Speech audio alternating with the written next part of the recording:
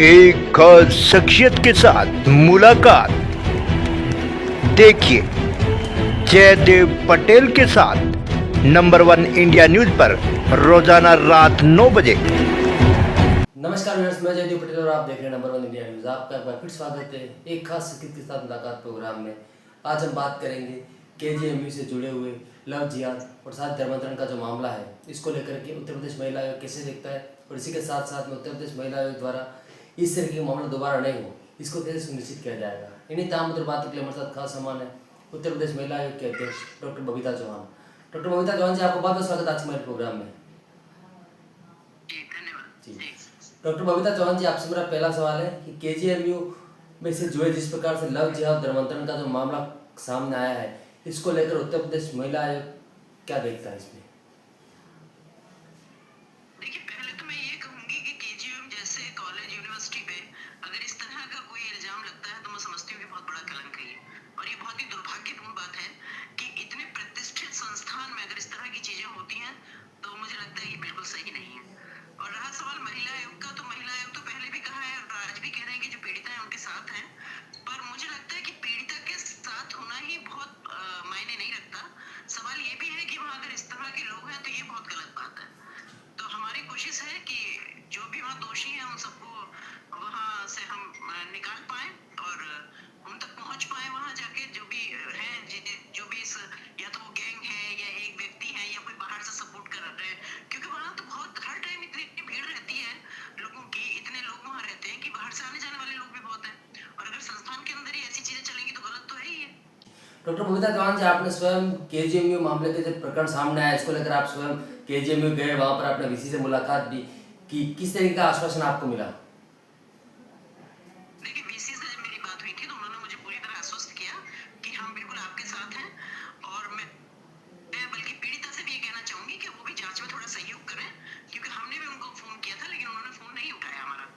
तो मुझे लगा कि जब तक वो जांच में सहयोग नहीं करेंगी तो तब तक जो वहाँ जो इसके दोषी हैं, जो जो इस तरह के इसमें इन्वॉल्व है या जो भी मैं क्या कहूँ गैंग है या इंडिविजुअल कोई है या बाहर से सपोर्ट है, तो मुझे लगता है जब तक पीड़िता नहीं मिलेगी, वो बात नहीं करेगी, तब तक मुझे लगता है कि उन तक पहुंचना थोड़ा मुश्किल है। अदरवाइज तो वहाँ भी कॉलेज में भी एक विशाखा कमेटी बन गई है और उसमें भी 2 बार सुनवाई हुई है वहाँ उनकी, तो उन्होंने सारी हमें रिपोर्ट भी महिला आयोग को भेजी है। और मुझे लगता है कि लव जिहाद वाला अगर ये मामला है या धर्मांतरण वाला मामला है तो मुझे लगता है कि ये कैंसर से भी ज्यादा खतरनाक बीमारी है। कैंसर एक व्यक्ति को प्रभावित करता है और लव जिहाद और जहाँ धर्मांतरण वाली बात आ जाती है, ये पूरे समाज को बर्बाद करती है। ये पूरी न जाने कितनी लड़कियों को बर्बाद करती है, कितने घर बर्बाद करते हैं ये लोग। तो मुझे लगता है कि मामला तो सीरियस है पर लगे हुए हैं, क्योंकि माननीय मुख्यमंत्री जी के भी संज्ञान में ये केस है और आप जानते हैं कि उत्तर प्रदेश में तो ये संभव ही नहीं है कि कोई इस तरह की घटना हो और कोई आदमी बचे। तो और आप जैसा कि सब जानते हैं कि महिला आयोग के पास भी कुछ ऐसे खुफिया तंत्र तो है ही कि हम भी वहां तक पहुंचने की कोशिश करें, तो मुझे लगता है बहुत जल्दी सब दूध का दूध और पानी का पानी हो जाएगा। जी डॉक्टर बबीता चौहान जी, अगर हम बात करते हैं तो उत्तर प्रदेश में केजीएमयू जैसे मामलों को लेकर क्या और भी मॉड्यूल काम कर रहे होंगे? क्योंकि जिस प्रकार से हाल ही में हमने देखा दिल्ली ब्लास्ट में भी कथित तौर पर जो जिहादी डॉक्टर्स हैं उनकी संलिप्तता पाई गई थी। बिल्कुल आपने सही कहा कि देखिए, ये कहीं ना कहीं किसी न किसी विश्वसनीयता पर एक प्रश्न चिन्ह लगता है, क्योंकि मैं तो बल्कि ये कहूंगी कि अब जैसे यही है, यहाँ डॉक्टर हैं और या दिल्ली की बात करें वहां भी थे, तो क्या अब डॉक्टरों को भी अपनी नेम प्लेट लगा के और धर्म और जाति उसमें लिखना पड़ेगा कि किस धर्म के लोग हैं?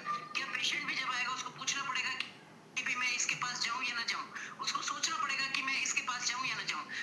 अगर ऐसा है तो मुझे लगता है कि फिर तो कुछ बड़ा ही डिसीजन लेना चाहिए सरकार को भी। अगर इस तरह की बातें हैं तो मुझे लगता है कि कहीं ना कहीं विश्वसनीयता पर तो एक प्रश्न चिन्ह है।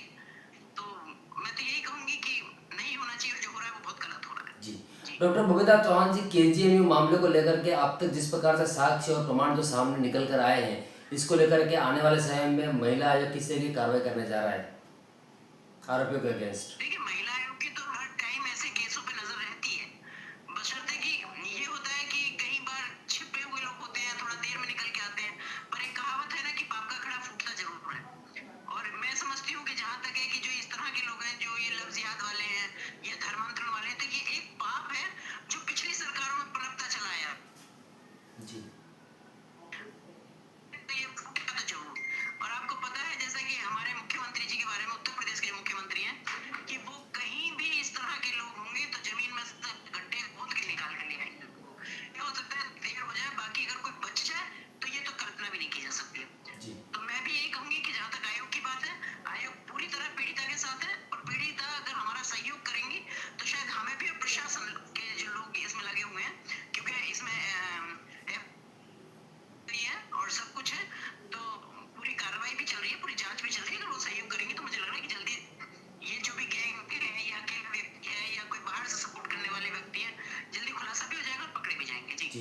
डॉक्टर बबीता चौहान जी, आपसे मेरा एक आखिरी सवाल है कि उत्तर प्रदेश महिला आयोग आगे आने वाले समय में इस तरीके के मामले और सामने नहीं आए, उसको कहीं न कहीं वहीं पर रोक दिया जाए, इसको लेकर किस तरीके का महत्वपूर्ण कदम उठाने जाएगा? देखिए, अब नहीं आए ये तो मैं क्या गारंटी दूंगी, क्योंकि ये तो मैं यही कह सकती हूँ कि जब जिहाद नाम आ जाता है तो वहाँ कोई ये तो नहीं कहा जा सकता कि कोई आदमी, क्योंकि जिहादी तो आप समझ ही रहे हैं ना कि जी। किस तरह के लोग हैं ये। इनको कोई किसी इनके ना अंदर कोई इंसानियत है ना होता है कि कभी तो, लेकिन इतना जरूर है कि एक बात है, तो हम लोगों को अवेयर करने में या हम लोगों को कैसे जागरूक कर सकते हैं, कैसे महिलाओं को जागरूक कर सकते हैं, इसका हम पूरा ध्यान रखें। और आपको पता होगा कि उत्तर प्रदेश के हर कोने में जन सुनवाई होती है। जन सुनवाई के माध्यम से हमारी चौपालें भी लगती हैं, और चौपाल में जो मुख्य काम है वो यही है कि हम महिलाओं को कैसे जागरूक करें, कैसे ये छोटी छोटी बच्चियां हैं जैसे इनको, तो हम कैसे इनको जागरूक करें कि कहाँ और ये कैसे पहचान रखें। तो मुझे लगता है कि जागरूकता की थोड़ा सा अवेयरनेस की जरूरत है। तो आपके माध्यम से इतना भी कहना चाहूंगी कि थोड़ा सा महिलाओं को, थोड़ा सा बच्चियों को खुद भी सोचना चाहिए कि हम कहाँ हैं और किस तरफ हम जा रहे हैं। तो मुझे लग रहा है जब सब मिलकर सहयोग करेंगे, लोग हमारा सहयोग करेंगे, हम भी इस पर कार्रवाई करेंगे, तो निश्चित रूप से बहुत ये दिन दूर नहीं है कि जब ये बिल्कुल खत्म हो जाएगा। पर अभी है, मैंने बताया कि जैसे बड़े बड़े आपने देखा कि जो बड़े बड़े गैंग थे वो लगभग सब पकड़े गए। जी। तो मैंने, क्योंकि वो पिछली सरकारों के पाले हुए मगरमच्छ थे, अब छोटी छोटी मछलियां समुद्र में रह गई हैं, तो थोड़ा टाइम लगेगा पर ये भी खत्म हो जाएंगे। जी। जी। डॉक्टर बबीता चौहान जी, आपने हमारे लिए समय निकाला, उसके लिए आपका बहुत बहुत धन्यवाद।